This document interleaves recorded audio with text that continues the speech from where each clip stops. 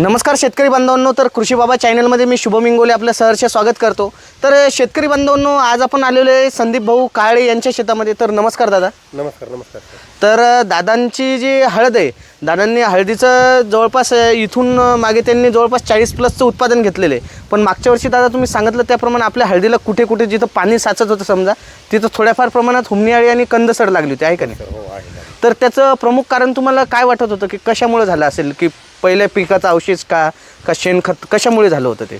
त्याचा आतापर्यंत सर असा काय अंदाज लागला नाही, पण आपण जे आता करायला लागलो हे तर कधी वाटते शेणखतात असू शकते, बरेच ह्या गोष्टी अशा आतापर्यंत आपण जाणून पण आता आपले हे प्रयोग करून पाहू।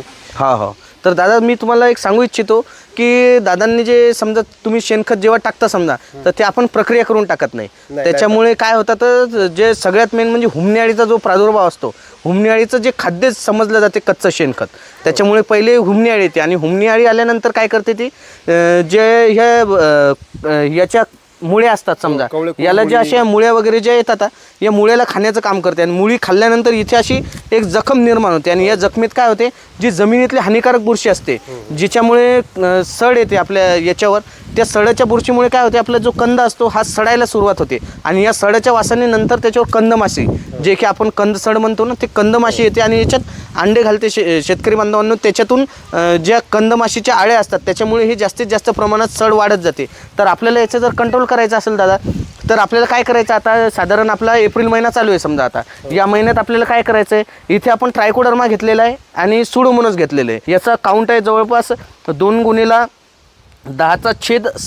म्हणजे याच्यात साधारण 1 ग्राममध्ये 2×10⁶ एवढे जीवाणू आहेत। म्हणजे साधारण 1 दशक शतक हजार दशहजार लक्ष, म्हणजे जवळपास 2 लक्ष जीवाणू आहे त्याच्या 1 ग्राममध्ये। आणि तसंच इथं सुडोमोनास देखील दिलेलं आहे 2×10⁸, म्हणजे 10⁸ म्हणजे इथे झालं 6 म्हणजे लक्ष, दशलक्ष आणि कोटी, म्हणजे इथे 2 कोटी जीवाणू येतं पर ग्राममध्ये।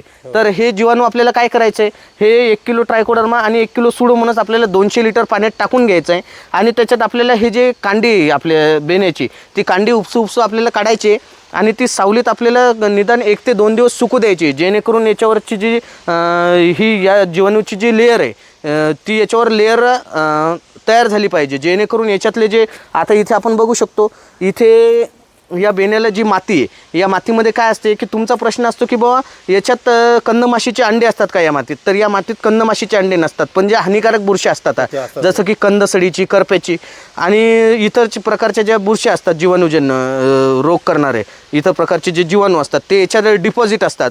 शेतकरी बांधवांनो, दादांना सांगितलं त्याप्रमाणे आपण देखील 1 किलो ट्रायकोडर्मा आणि 1 किलो सुडोमोनास याची बीज प्रक्रिया करून आपलं बेणं हे हवेत आपल्याला सुकवायचं आणि वाळल्यानंतर असं दादांनी हे ढेपाचे कट्टे घेतलेले आहेत। असे ढेपाचे कट्टे किंवा आपले जे बोंदरीचे कट्टे असतात ते देखील घेऊन आपण ते बेणं त्याच्यात साठवू शकता आणि बेणं साठवताना शेतकरी बांधवांनो असं झाडाच्या सावलीखाली दादांनी साठवले त्याप्रमाणे, किंवा जे माळवदाचं घर असते आपलं त्याच्यात आपण साठवू शकता। तर दादा, मुलाखत देण्यासाठी खूप खूप धन्यवाद।